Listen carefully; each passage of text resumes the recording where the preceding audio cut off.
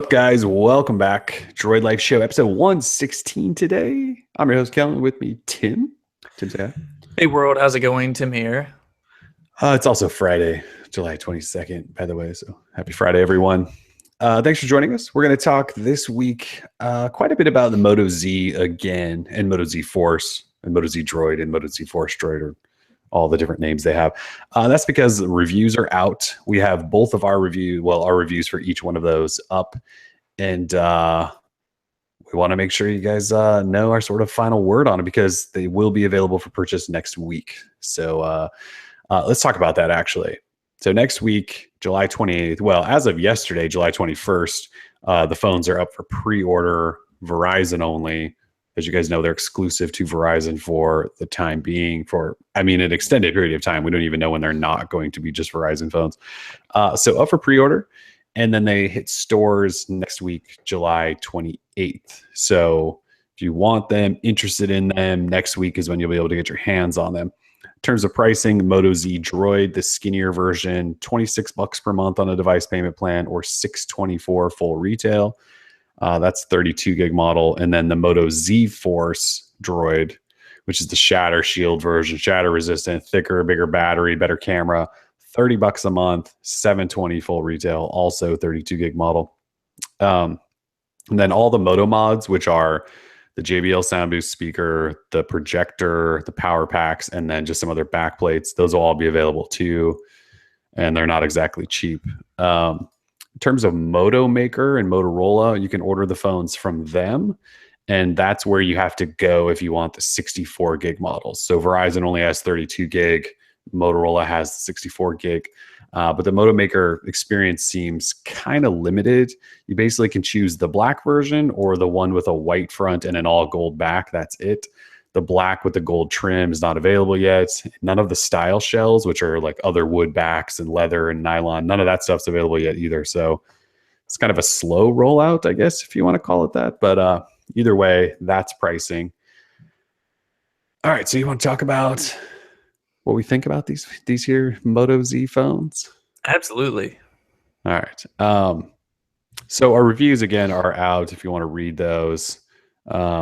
I had the regular Moto Z, which is the skinnier one, smaller battery, slightly, I don't want to call it lesser camera, but I don't really know how else to put that. Lesser camera, and no shatter shield. And then Tim had the Moto Z Force, which is, there goes my phone lighting up again. Moto Z Force, which is with shatter shields. You can drop that sucker. It'll never shatter.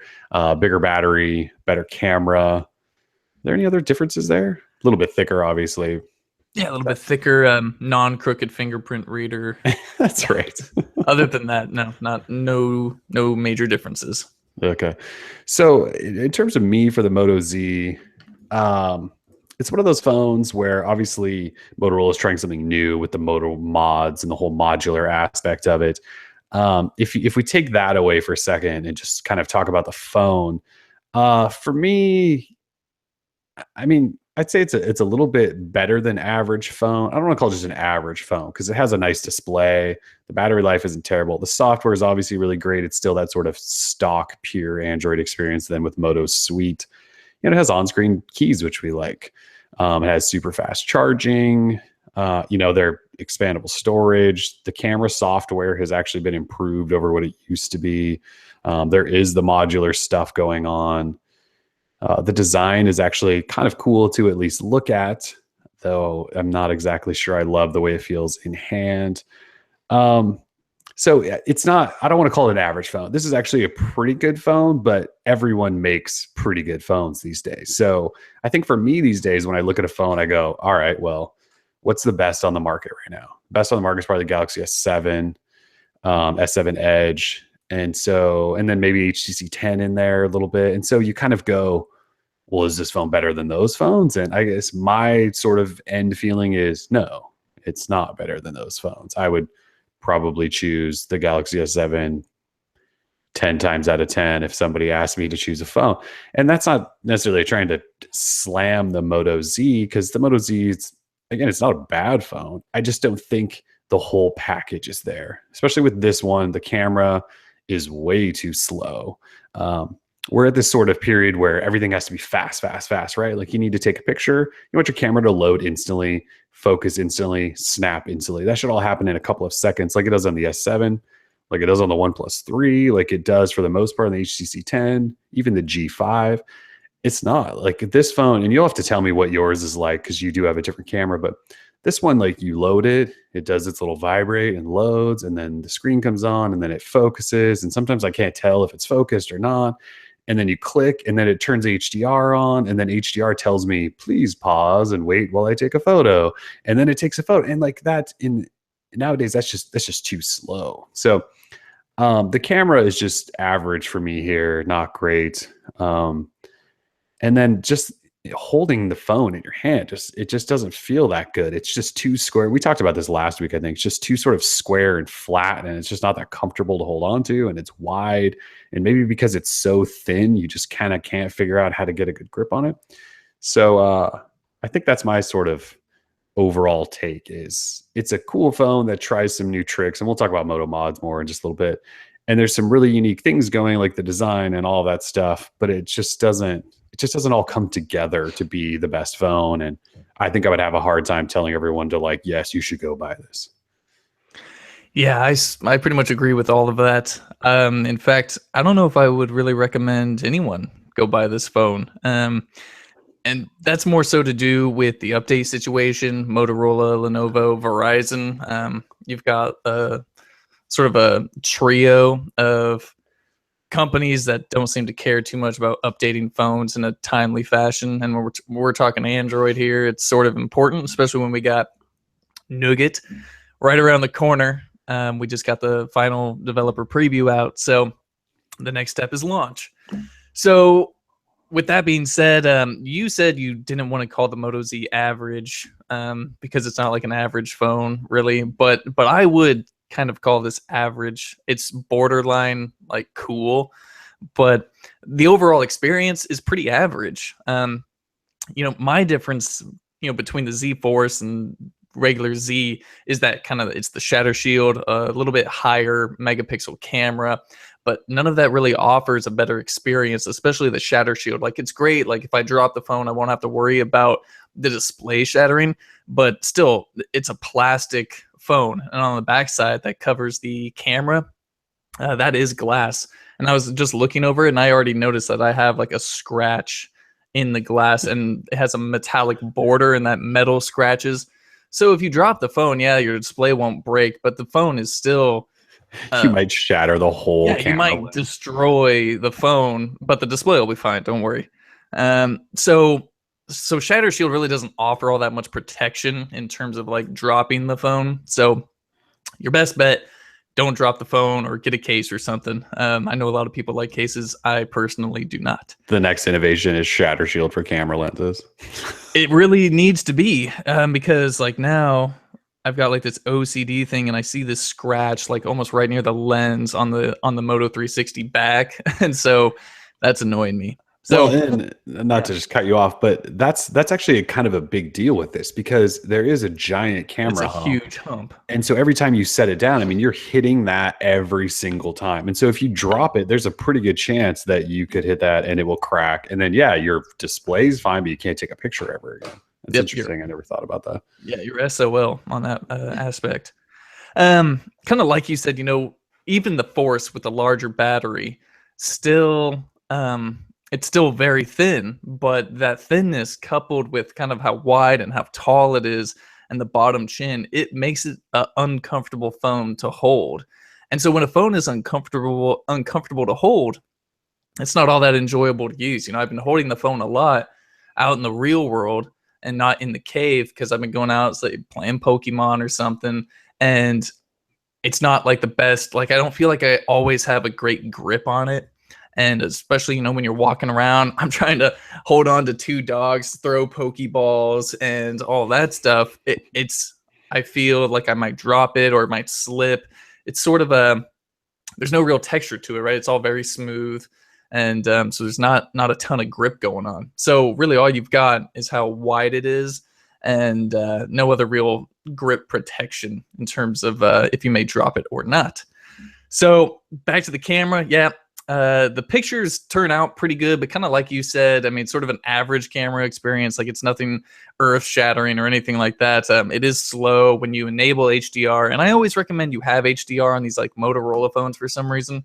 Um, like the colors are always just look so dull unless you up it with HDR and you want more higher saturation, things like that. So because of that HDR, you're waiting a second. And I feel like on this phone in particular, and I guess with the Moto Z2, it just seems like it takes so long to Takes a long focus, and time. then you press it and then it says, hold on a moment. Like I have to think about Okay, what so I'm that one doing does here. it too. Yeah, Okay. yeah, it's definitely not just you. But if you're in proper lighting and you don't need that HDR mode, I think the camera on the Moto Z Force Droid at least shoots somewhat quick. Like it takes, a second to focus, and I don't need it to go blazingly fast or anything. Like I want my end product, my image to look good when I'm done. So, but a lot of times a photo that I'm taking will look good on the display. But then once I transfer it to the desktop or to social media or something, it doesn't really turn out the way I had initially hoped it would. So that's a problem. 21 megapixel, which is different than the Z's 13 megapixel, and really that all you're getting is larger image files. At least from my experience, it's not making your quality of images any better.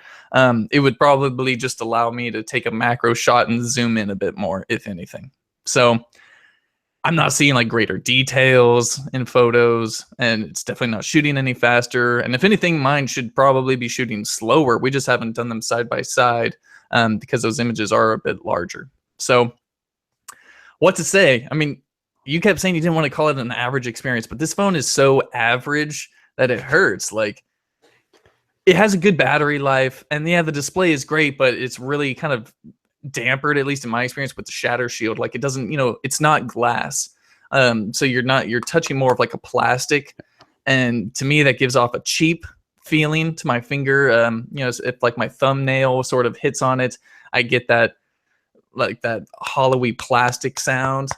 And I'm not a huge fan. I want that more premium feel, kind of like what I get with the Galaxy S7, S7 Edge. Like that feels premium in hand. Like it just slides in there and it feels good. Oh my God, I can't believe I just said that. So yeah, good phone. Overall, good phone. It's exclusive to Verizon, so how many people are even really going to go buy it? It's kind of hard to say. Like this is not going to save Moto. It's not going to, add, I think, a lot of bottom line to Lenovo or anything like that. The Moto Mods, I haven't even talked about Moto Mods. Moto Mods are cool. Like that's a sweet thing, and I think they implemented that right. Yeah, so let's talk about that. Let's talk about Moto Mods. Yeah. So I had the JBL Sound Boost speaker, which I think retails for $90.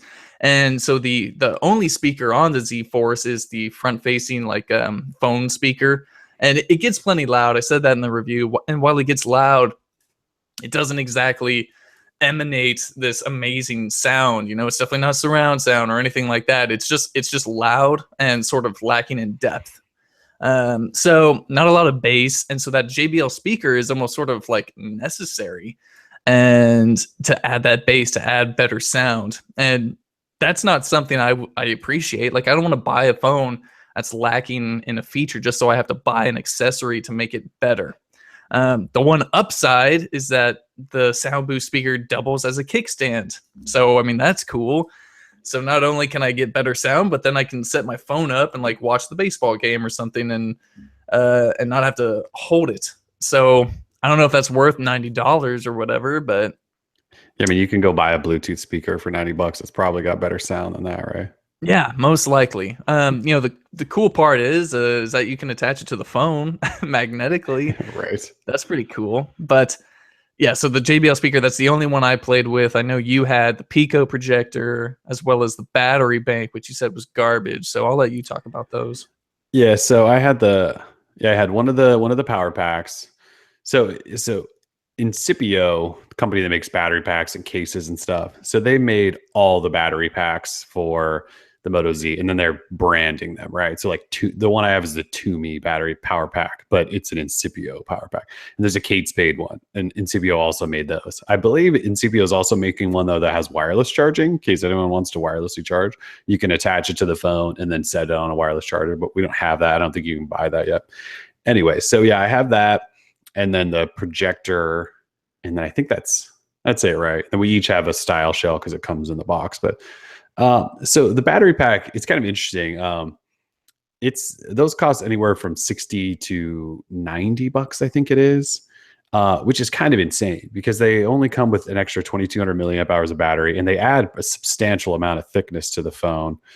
And so I kind of, in my review, I said like, yeah, I wouldn't buy these. Like if your phone's dead and you slap that thing on to charge it, it is so slow that I don't know why you would ever want to do that. And so and you can't charge it individually. You can only charge it when it's attached to the phone. And so it's not really that great of an experience. And so some people point out in the comments, well, yeah, you're just supposed to attach it and leave it on all day. And I guess I see why you might want to do that just to like stay topped off all the time. But then you're adding this giant thick battery. I wish I had it laying here, but it's outside.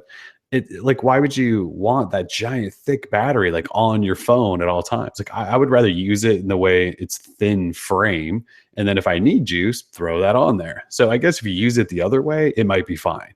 But I used it to charge up a phone when it already died, and it was slow and terrible and not a great experience. So because it depends on how you want to use the thing. As for the projector, which is called the Moto InstaShare projector or something like that, there's no way in hell anyone should buy this thing. It's sad to say because it's kind of a cool trick. Like, hey, slap this on my phone. I'm now projecting on any surface, right? But it's $300. It's 480p resolution, so it's not even in HD. It only lasts an hour before it starts pulling from your own battery. It uses the phone's one single speaker, so it uses that crappy speaker you were just talking about. And again, it's $300. Like, I don't know why anyone would do that, or excuse me, would think about paying for that thing. It's insane. So I think the problem with the Moto Mods is that the ones they came out with just aren't really options anyone should really consider. I mean, the JBL speaker, I think, is the best of the three, except that, like we just said, you could buy a Bluetooth speaker for 90 bucks. That's probably way better and lasts longer and sounds better and is probably almost as portable. So, Motorola with the Moto Mods did a great job with the integration and like how it works. And you just slap these things on the back and they just work. But the actual mods they've created aren't good enough to like justify forking out all this extra cash for them, unfortunately, at least in my opinion.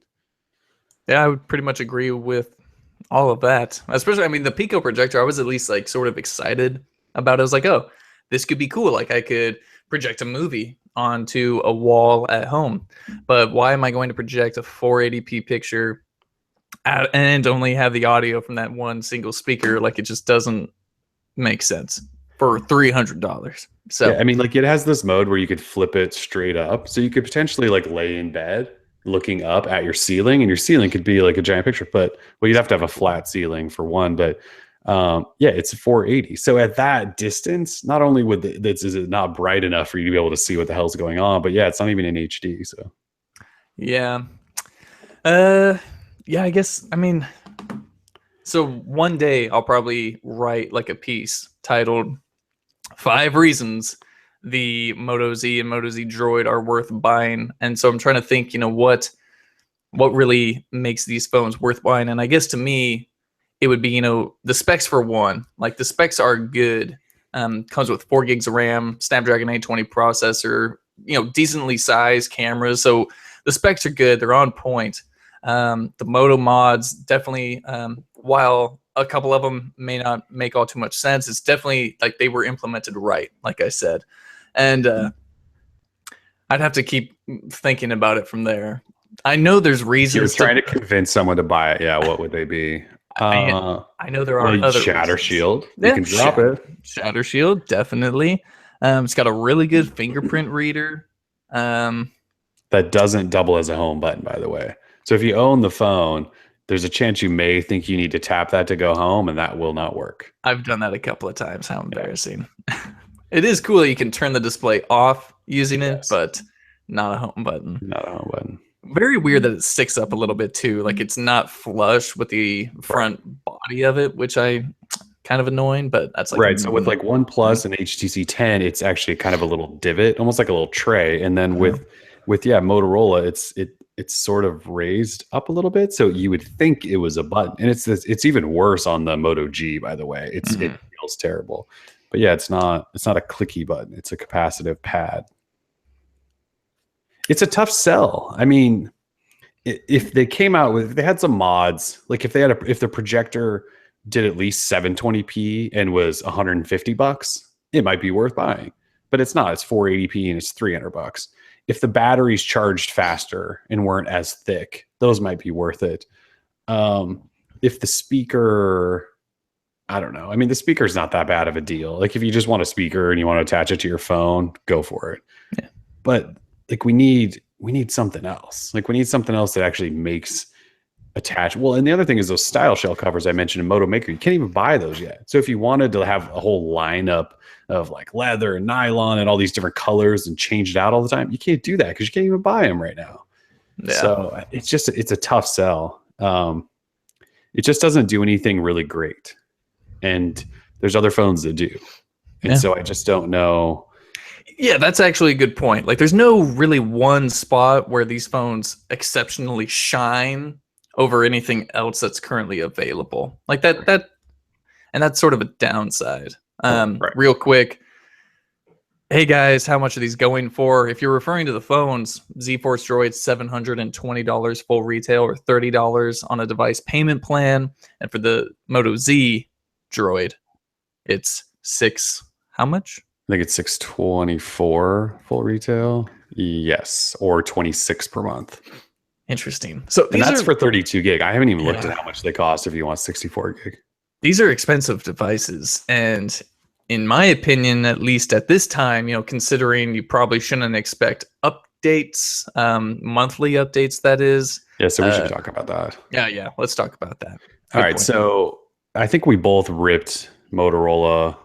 And in part, we're ripping Verizon, but I don't even know if Verizon's that much at fault anymore because Samsung's pushing monthly updates just fine through Verizon. So Motorola is essentially the worst manufacturer at this point when it comes to software updates. And a couple of months ago, I think it was in April, I wrote a post that said, if you care about software updates or security, you should never consider buying a Motorola Droid phone on Verizon. And I hate to say it, but it kind of still holds up with these phones. Why I say that is the Moto X Pure Edition, which came out last year, unlocked, no carrier interference, was the only flagship Motorola had. They can't even figure out a way to update that. And it doesn't even have to go through anybody. It's still on 6.0. And this week it got an update, which is still not 6.0.1. And it added the May security patches. So we're almost at the end of July. So in a week, it's going to be 3 months behind of security patches already. And that's the Moto X Pure, which is not tied to a carrier and all that. So these phones, they come out right now, they're on the May security patch. It's almost the end of July. So when they launch next week, they're essentially launching with 2 months, 3 months missing security patches. That's terrible, right? So there's been this like mini controversy over whether or not they're going to get updates.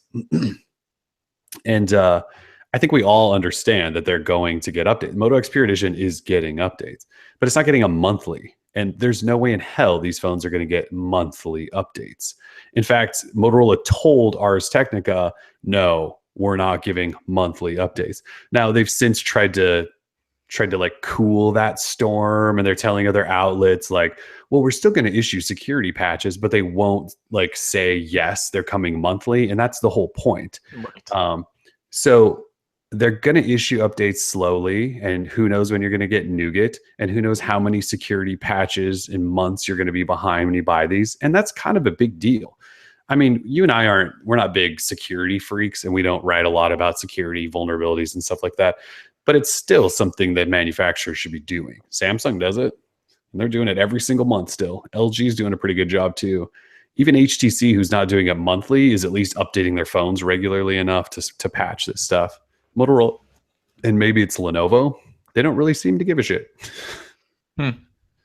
So I don't know. So if you buy these phones, don't expect timely updates. I wouldn't expect Nougat before 2017. And I think you're supposed to get an update right around when they launch next week. But then I wouldn't expect another one for probably 3 or 4 months. And that's pretty much unacceptable for flagship phones. Yeah, but not out of the realm of possibility when we're talking Droid, Verizon, Motorola. And I guess that's sort of like the underlying issue I had with this phone, at least in terms of recommending it to someone who was interested. Like, oh man, these Moto Mods sound sweet. Or like, yeah, I'm on Verizon. Like, that sounds like a good phone. I'm like, yeah, but you're not going to be getting updates, man. And that's, like I said, on Android, that's muy importante. So unless you want to live your life with vulnerabilities to Trojans and all whatever, then hey, these phones are for you. I mean, if you go back and look, it started, I think, back with the the Droid brand in general has been bad. Like back to the original Droid Max and the Droid Razor Max or whatever. Like those, remember how slow those were? And then when Motorola got bought by Google, we were like, all right, this is like a turnaround. And they started updating the Moto X's really fast, just hammering those out. But then these phones that were still, so like the original Turbo, it just never got updates. And that was when Google owned Motorola and they were actually good. That just for whatever reason, their support for the Droid brand has just been terrible. And now it's terrible with all their phones. So it's not going to get any better with these. I can't imagine. So yeah, they're tough sells, right? And I mean, we just keep coming up with more reasons why you should probably pass on these phones. It's too bad because the modular concept is interesting, and I think they've done a really good job at integrating that. But the mods aren't really worth it. The phone experiences are, I guess I'll just say it with you, they're pretty average. And then the pricing is, I mean, last year's Moto Xperia Edition was $400. These phones are over 6 and 7. And I mean, I don't know if I would even recommend these over that at this point. I don't know. Tough sell. Sorry, Motorola. I just don't think this is not the year where they, hit it out of the ballpark and are going to make some big ass comeback. And like you said, they're stuck on Verizon only for who knows how long. And you're not going to sell record phones or make a comeback doing that, locking yourself to Verizon. So no, definitely not. And there's a total lack of transparency in terms of when the unlocked version will sell, and there's not going to be an unlocked Moto Z Force. Right. So even if you wanted that Shatter Shield or whatever, it's exclusive to Verizon. And from what we've seen previous past, that's not the way you sell devices, at least to the masses, right? So good game. We'll see what happens. Yeah. So yeah. Oh, we do have one highlight though. If you want to buy these, Best Buy has a screaming deal on them.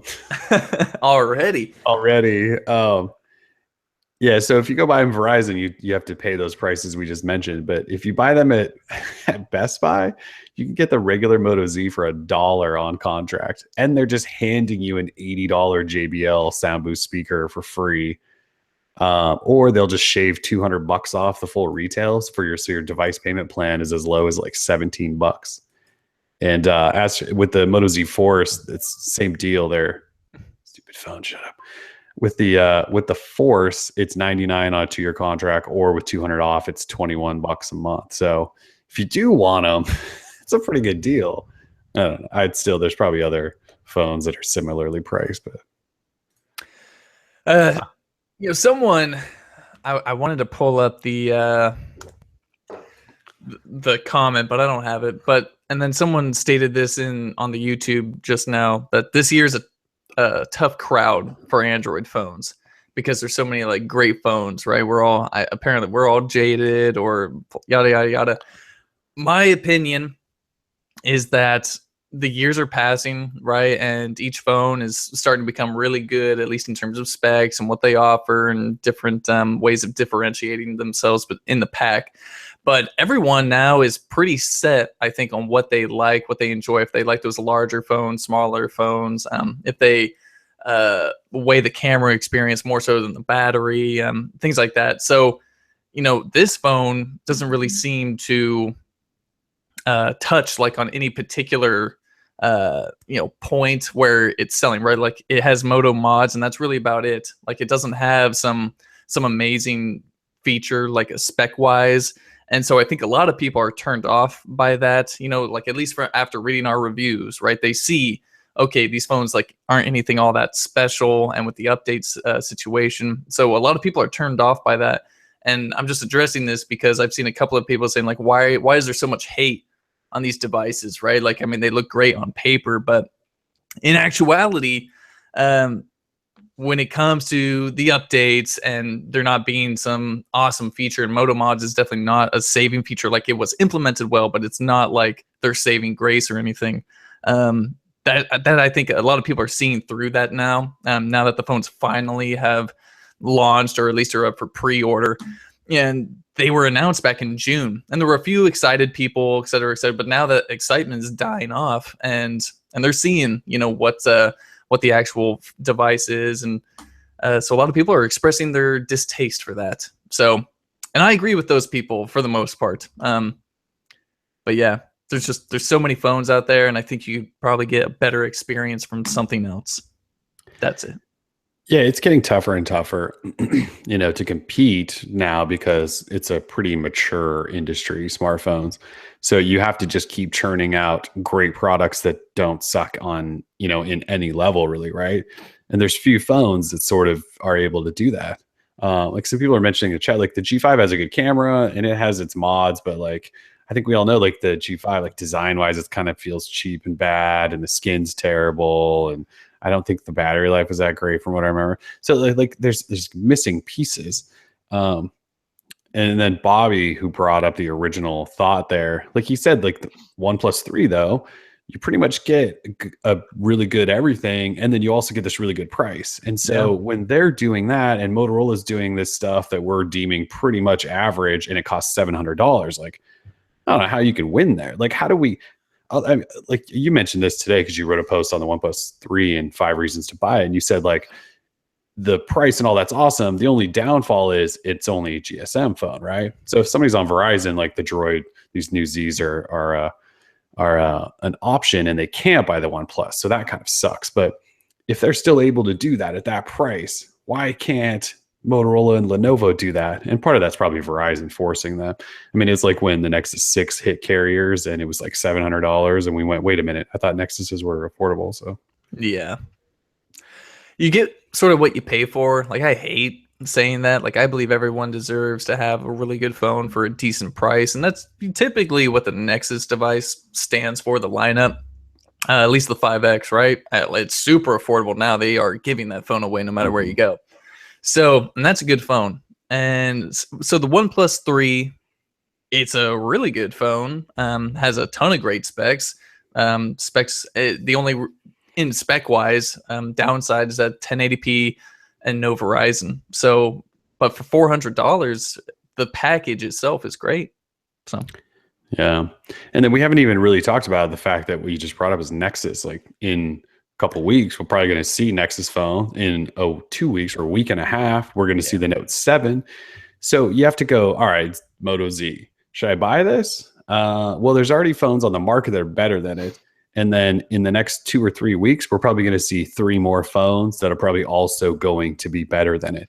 And Nexus, they might be cheaper. And the Nexus will be universal. They'll work on Verizon. Yeah. So probably just hold off, people. Yeah, I just don't think I would. Unless you need a Droid phone. We got an email not too long ago from someone who I'm pretty sure has every Motorola phone in existence, and he asked to buy our our review models. Yeah, of course, we turned it down, but he wanted these phones real bad. He didn't care what we thought about them or anything like that. So props to him. He'll definitely be picking these two up. So. I think so too. Yeah. And importing them because I don't think he was from the US. So yeah. All right. So the latest on the Galaxy Note 7. There's kind of been in. So you guys are probably wondering, we haven't talked a ton about the Galaxy Note 7. And there's been some little minor leaks here and there. I think yesterday there was maybe a video on how the iris scanner works, and you see like a new blurry cam, terrible picture here and there. And like we just don't cover all that stuff because it's just so minor that we just can't cover it all. But today we did get a whole bunch of press shots of it in all three colors. Although I will say, where's the black? I thought there was a black version. Is there not a black now? I think there is a black version. I think this just happens to be the three colors that we got from this particular leak. Okay. So this leak shows the gold, the blue, and the silver, front, side, back, angles. You kind of have it all. And I mean, it looks like the Note 7 that we've already seen pictures of, but Right. the blue version. So Tim and I have been talking about this, and it's driving me nuts. Because when I first saw the blue, I was like, oh yeah, grandma blue. I could hold a grandma blue phone for a while. That's pretty sweet. And then we saw some new pictures, and it has a rose gold like tint around the frame, and it is terrible looking. I'm disgusted by it. Yeah, I mean, the more I think about it, it's definitely not attractive. I was sort of hoping for this blue version, but yeah, it's after seeing these photos, nah, that's not gonna happen. I can't rock the. I love rose gold and I love blue, but when you combine them, it clashes too much to my eye. Yeah, it's a terrible look. But the silver one looks nice. The gold one looks nice. I thought there was a black one, which will probably look nice. Yeah, the Onyx Black. I'm thinking if that comes to the U.S., which I'm just assuming it will. Like to everyone Black, watching, silver, and gold. That's all we yeah, get. I just assume this blue is not even going to launch in the U.S. Right. Just my thought. Or like T-Mobile only, or AT&T only, or somebody. Or yeah, some exclusive, whatever. They can have it. If they want to pay more for that, so be it. Silver looks cool though. Like from these photos, we can't exactly tell if it's the same silver that's found on the S7. Like if it's that shiny sort of metallic reflective material. Don't know yet, but the silver looks fine. Just looks sort of plain. Gold is gold. Who cares? And but yeah, I think we all want that black version. Yeah, I would think so too. Which is so weird to say because forever we begged for colors, and now we kind of want a black phone. Yeah. We are weird. I'll just say that the all black Galaxy S7 is one of the hottest phones of the last few years. It just, I don't know why. Maybe it's because black is the new thing. I don't know. Yeah, black is the new black. Yeah. So we didn't really learn anything new, right? Like these pictures just sort of highlight the fact that the display is slightly curved on the edges, and it's fully edge to edge. I'm worried about holding this thing, and like your thumb kind of moves up the side, it accidentally presses things, and it's a pain in the ass to use, but maybe not. I feel like it was like that with the last year's Note because it was really edge to edge too. Yeah, super edge to edge. This one, it's even more so edge to edge. Yeah. I think the only thing we learned from these pictures is that it looks extremely thin, but it also looks extremely tall. And so I think, sort of when you hold it up, say if you have like a Note 5 and you hold it up to these pictures, I think what you can expect is a bit thinner of a phone, a bit taller of a phone, and maybe a bit slimmer. I mean, the Note 5 is already extremely thin. So how they keep doing that, I don't know. They got some magicians and wizards working at Samsung in their engineering and design department, but it looks cool. The S Pen is still clicky. It looks like. Hopefully, you can't stick it in backwards and break your phone. That would be good. Other than that, dude, I mean, I'm super excited for this phone. We saw a brief clip of the new TouchWiz running, and it looks like TouchWiz, I guess. It's definitely not stock Android. So what is there to say, right? We are so close to launch. August 2nd is launch. And then if the reports are true, we're going to get a release shortly thereafter as Samsung trying to sneak in before Apple can do anything this second half of the year. So good move on Samsung. All companies, this is a PSA. When you announce a phone, you cannot wait a month plus to launch it. It allows every one of us to just get unexcited and simply not care. So you announce a phone, it's got some cool features and stuff. You release it, you can get those people who love just buying things immediately without testing it. That's how you do it. OnePlus, they scored huge this year, I think, by doing that. So. Oh yeah, for sure. OnePlus with the OnePlus 3 launch it was brilliant. I don't know how many phones they sold or if people are that excited about it, but I mean, they announced it and they said, buy it right now. And we went, okay. And it turned out to be a really good phone. So yeah. But yeah, Motorola announcing the Moto Zs. I feel like they announced those in April. I know it was early June, I think, but you can't announce that stuff and then have it disappear for a month and a half. It just doesn't you just lose all the buzz. So anyway, yeah, that's the latest on the Note 7. So yeah, August 2nd, which is a week from Tuesday or something like that. We'll be in New York for that. Should be fun. Yep, we will. Let's see. So in Verizon news, got a Oh, couple of Verizon bullets. So the first one is kind of minor, and so we reported on this a week ago. It said their prepaid was going to get always on data, which is throttling data with. So after you use your data bucket, you get throttled data, and it's at no extra cost. Where on their Verizon plans, they charge half the people $5 for that. And some people get it for free if they're on a giant bucket and whatever. So if you're on prepaid, you just get throttling after your plan runs out for free now, which is awesome. And they confirmed that to us this week. The other news, though, is not so fun. So earlier in the week, the 20th, that was Wednesday. So on Wednesday, some of our sources reached out and said, hey, Verizon's about to do something kind of crazy. And we didn't believe it at first. And we asked around, and a lot of people didn't believe it either. And then all of a sudden it became real. And so we reported that Verizon was going to start disconnecting unlimited data users who they deemed to use an extraordinary amount of data. And so and who are out of contract. And so we said that's kind of nuts. And they were giving these people until August 31st to change to a new Verizon plan, a tiered plan, or they were just going to shut their line down, just cut them off. And so we reached out to Verizon, and they actually did confirm to us that that was going on. And they also added some context to it that said our largest plan size right now is 100 gigabytes. And these people that are using extraordinary amount are using more than that by themselves. And so that's kind of all we know about what extraordinary might mean. They won't tell us what that limit is. So everyone's sort of jumping on this idea that, well, it's 100 gigabytes. But we don't know. It could be 200. It could be 300 for all we know. All we know is that they're going to send letters out to people. And so hopefully some of our readers get those and they share with us how much data they're using per month and if they got a letter or not. So if you're listening to this and you're a Verizon Unlimited plan user and you get a letter as an extraordinary customer, please let us know. So it's crazy because this is Verizon saying, we don't even want your money anymore.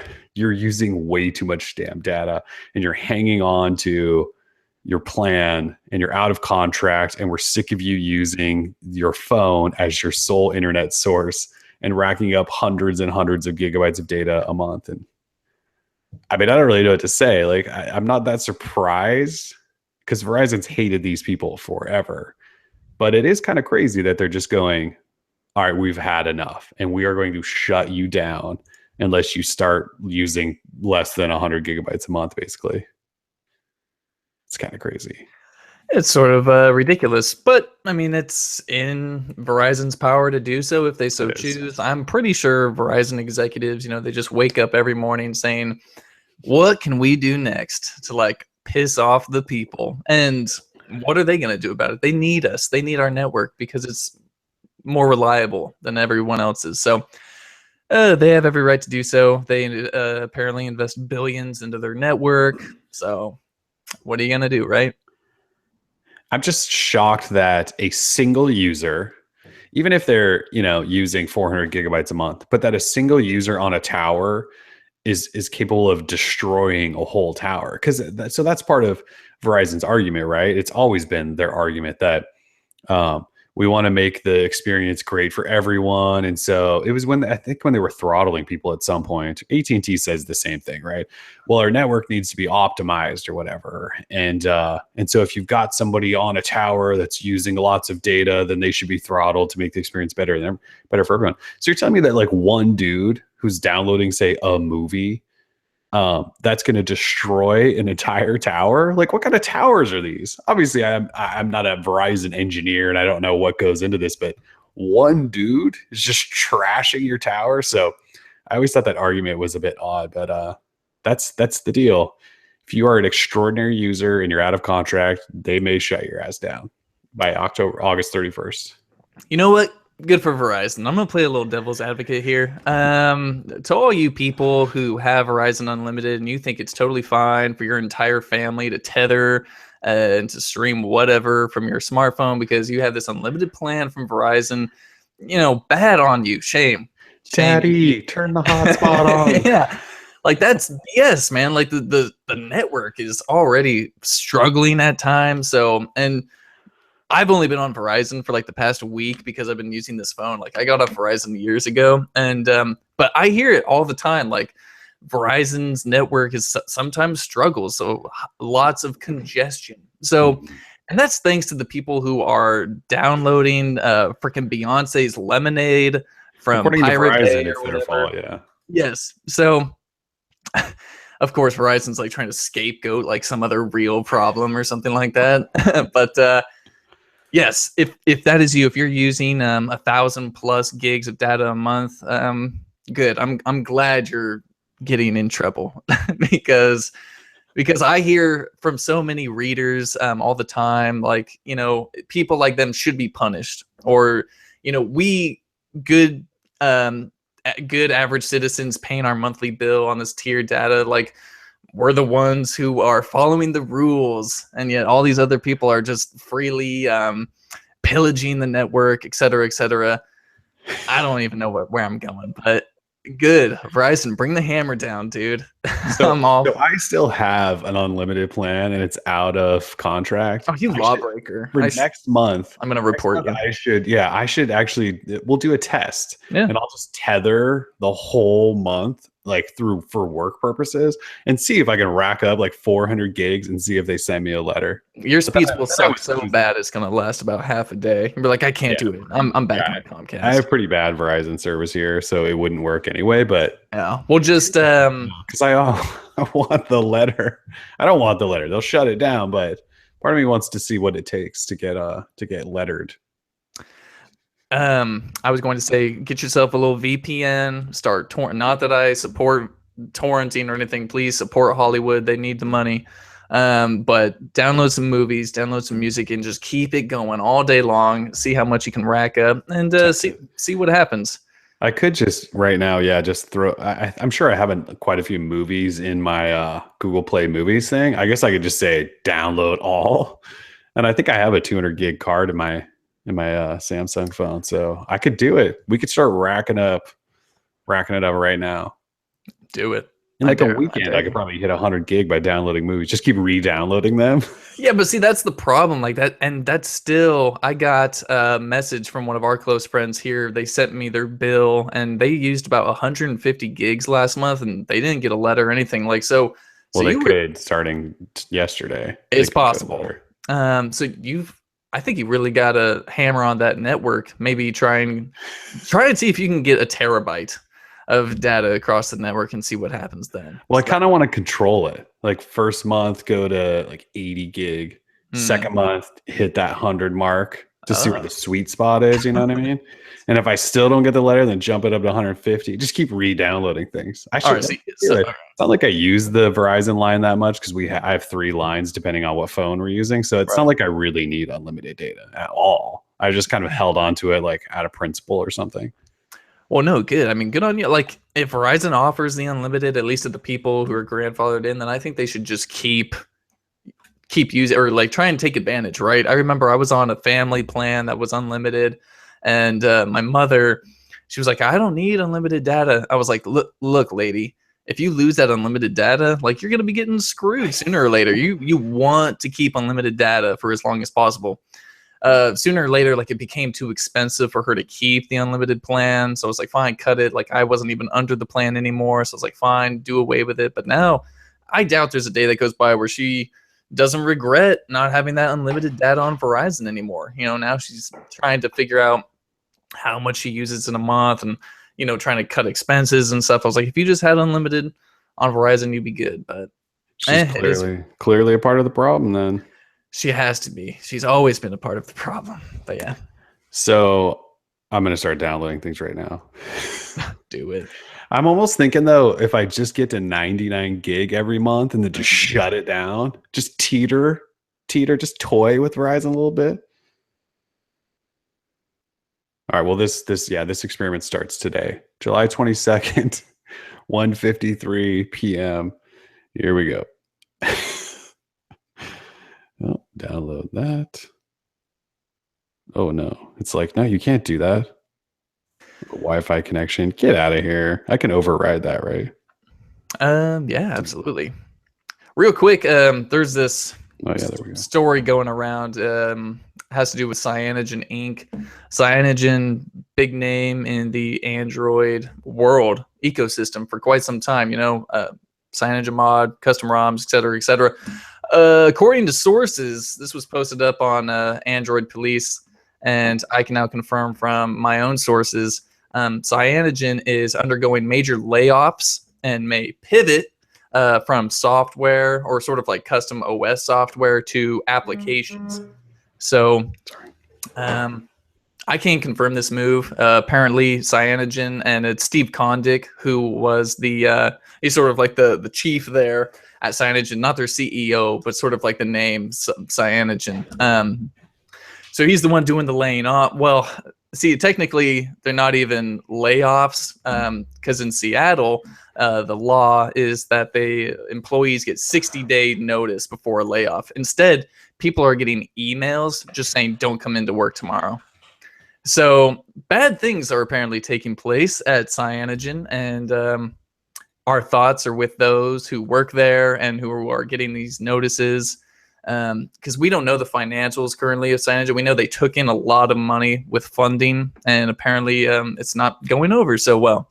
So our thoughts are with all of you, and hopefully you guys can find jobs. A lot of talent there. I mean, they picked up a lot of talent. We know a lot of people who went there, and what else is there to say, right? Like, this industry is like fluctuating so much. So, I mean, that is not shocking at all. No, it's not shocking at all. I think we said this was coming. I want to say that we even did it on a Droid Live show. Not that we wouldn't be shocked if they started like mass layoffs. Yeah, just how can stop the bleeding. Yeah, I mean, we're talking a couple years ago. It was, we're going to take down Google, and their dickhead CEO was talking trash constantly, right, just to get in headlines. And then all of their partnerships fell through because, well, he wasn't a good businessman, and he was only good at talking trash about everyone. Right. And so, I mean, when was the last time you heard something big about Cyanogen? It's been a while. God, it was a long time ago. I don't remember the last time we wrote anything about them, to be honest. I think the last time was when the 1+1 got a Marshmallow update because they had to issue it, and it was from them. Right. Yikes. Yeah, it's unfortunate. So you can probably expect a story on that in a little bit. I'm going to talk to my sources some more and see what's going on. Oh, no, my phones are going off. Sorry. Oh God, what do you got? Okay.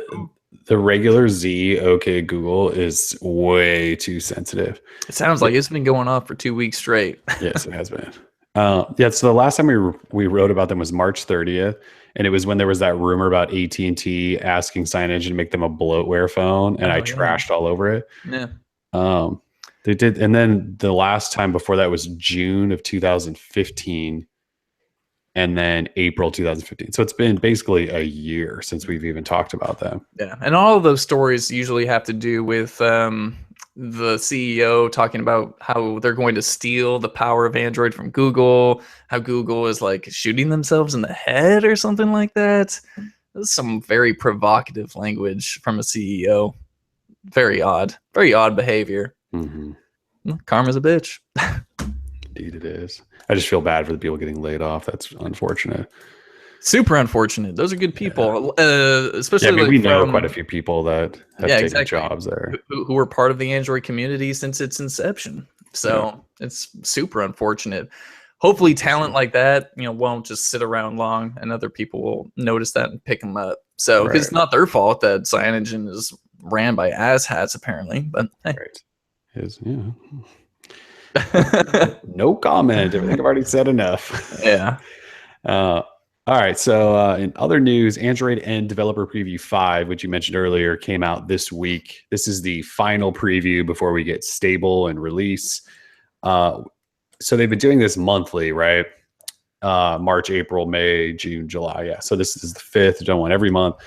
The only thing is now we don't know if the stable's coming mid-August, or if then they're going to take maybe a little bit of extra time to sort of get it ready. I know they said summer, so they have, I think, until like mid-September if they want. But yeah, it's out. There's nothing necessarily new in it. It's just out for all of the devices that are in the preview, which is the 5X, 6, 6P, 9 player, Pixel C, and then an Android One device. So you can get all those. You can update if you're part of the beta. The only thing they really did do was added a cat catching game as the Easter egg. And we spent a couple days catching some cats, but I just keep catching the same cats. And so I think I'm done with it. I was catching the same 2 cats too. I was like, screw this. Yeah, the hell with it.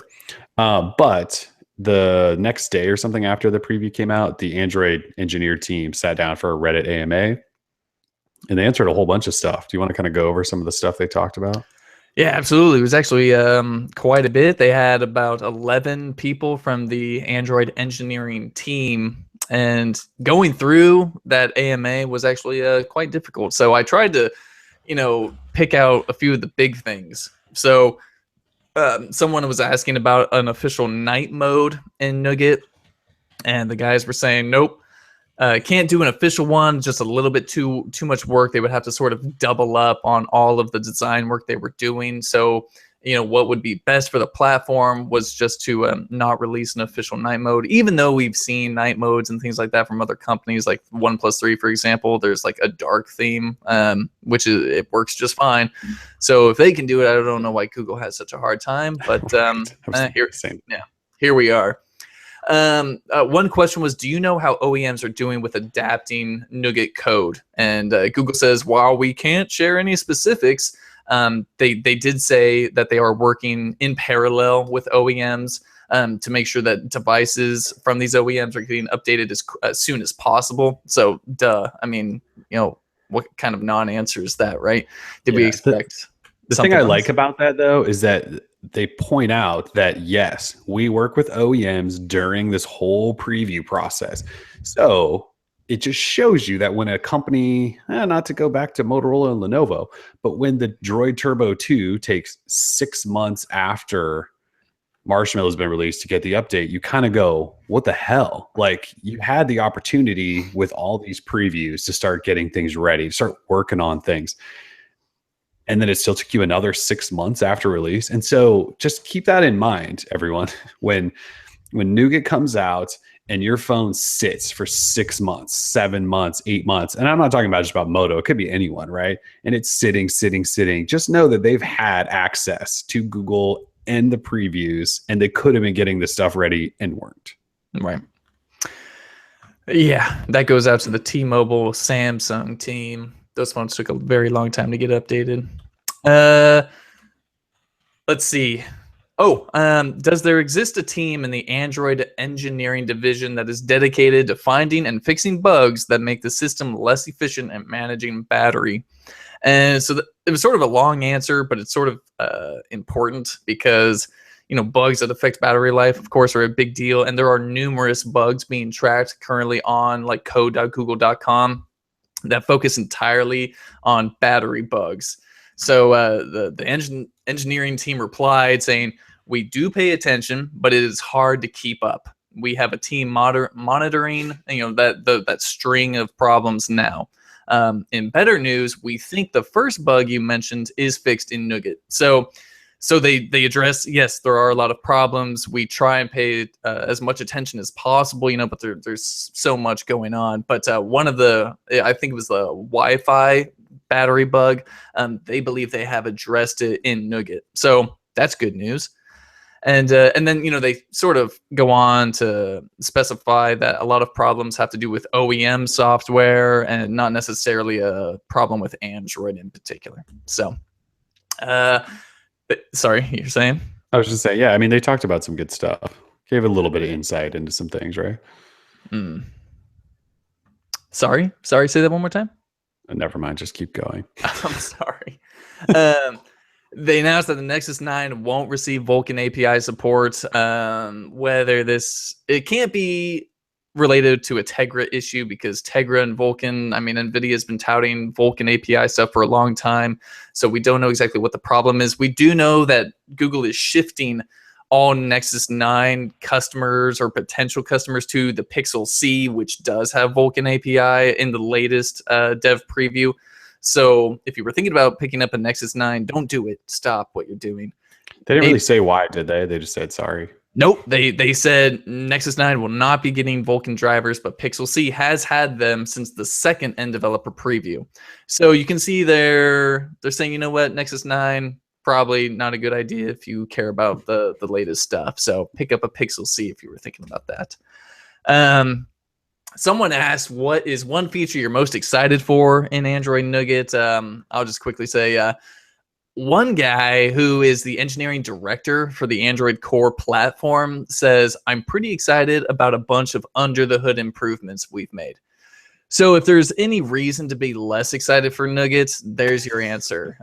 Seriously. Like, I'm totally cool with like the OS getting better in general, but dude, like, the one real feature that's a standalone versus like Nougat and Marshmallow is the new multi-window and some changes for does. And, you know, I'm just saying, like, that's really boring. So no offense to the Android team, like, that's great. Please make the OS better. But saying that you're excited for under the hood improvements is just, it's a snooze fest.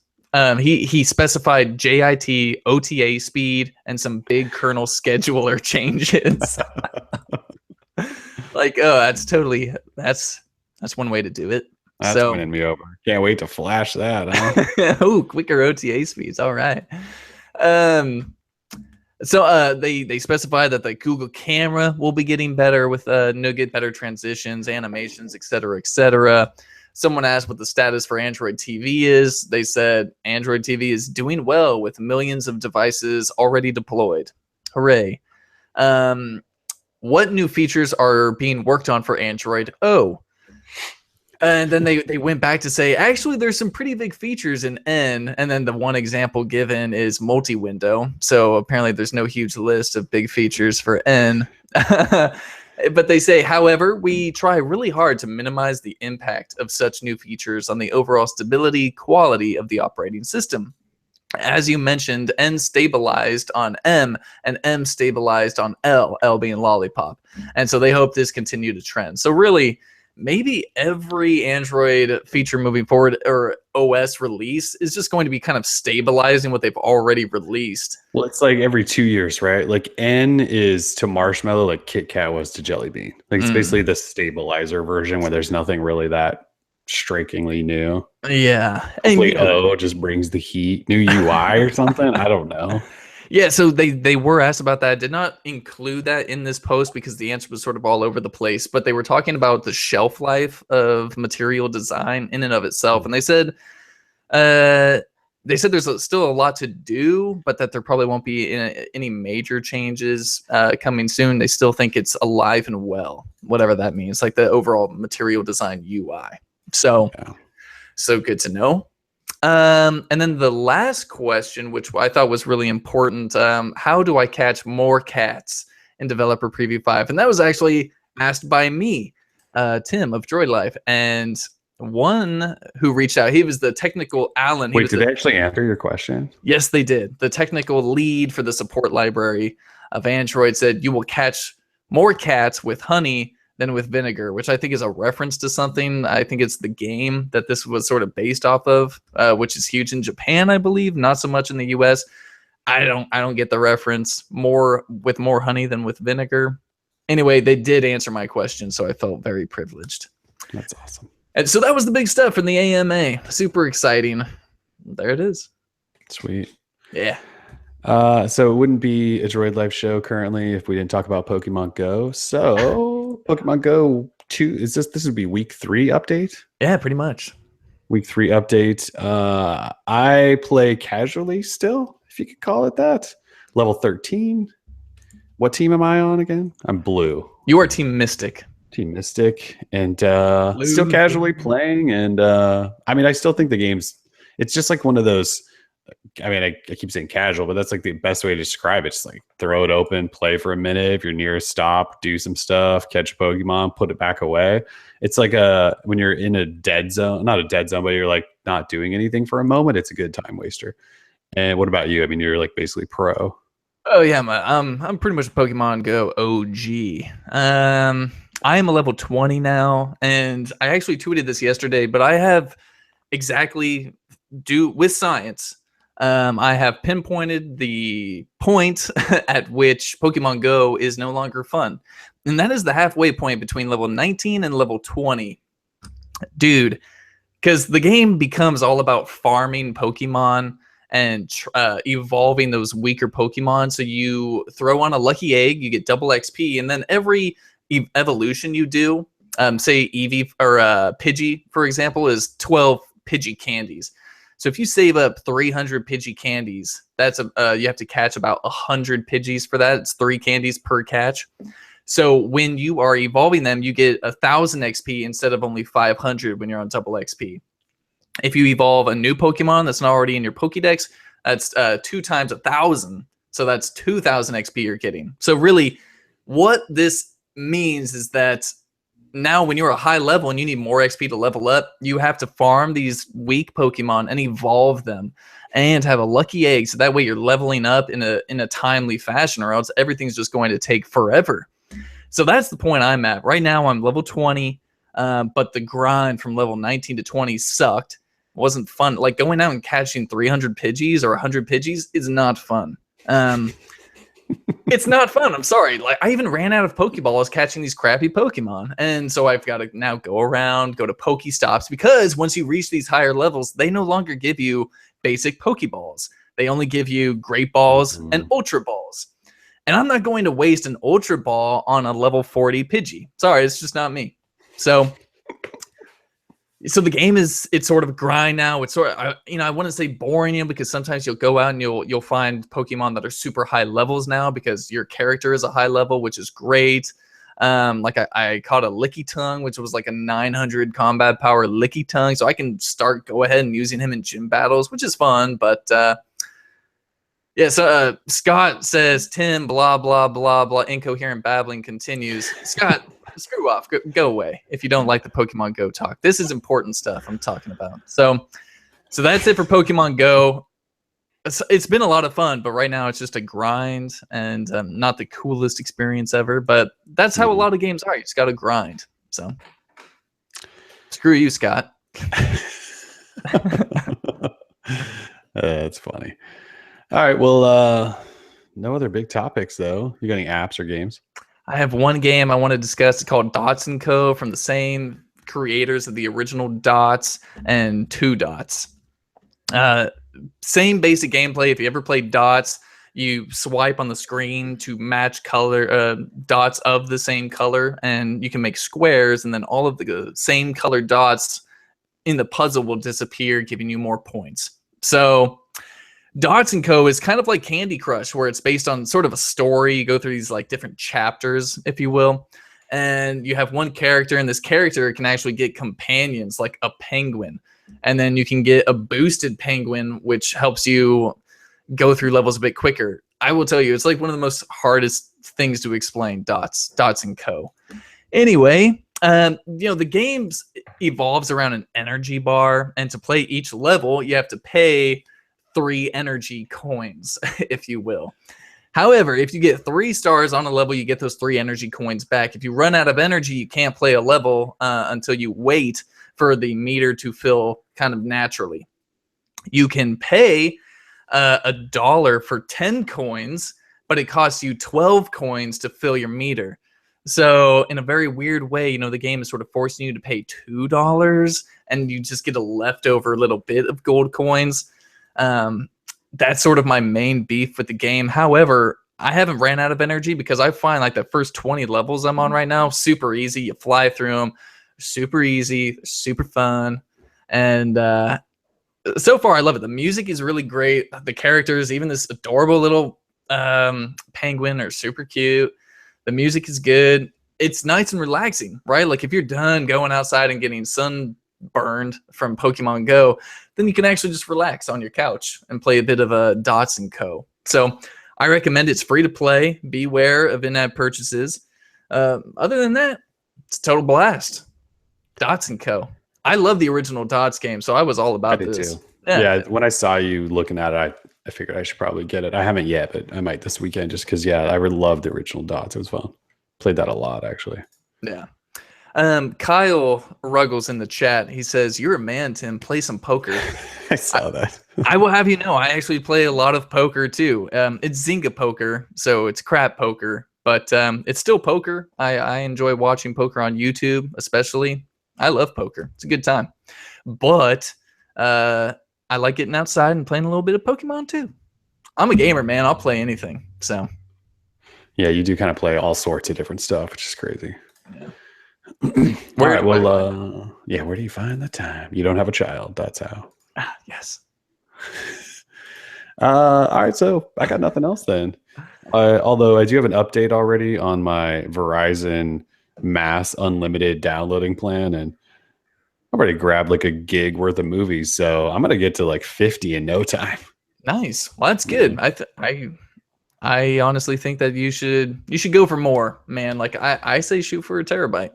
That's the only way to know. Like if Well, I kind of Verizon's want to gonna know. I want to like do 50 and then see what happens. Like see if they send me, and then do 100 or 99 and see, and then we'll like eclipse 100 after like the third month or something. What's odd that Verizon just hasn't. I guess they don't want to go out and say here's how much you need, because then those naughty Verizon users on their unlimited will say, okay, here's like the limit. I can't push it or else I'll get noticed.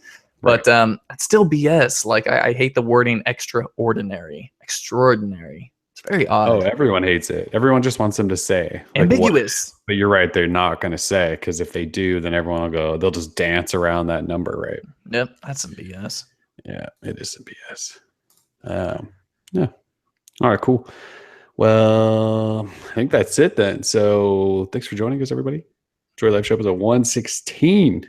Have a nice weekend. Peace. Peace.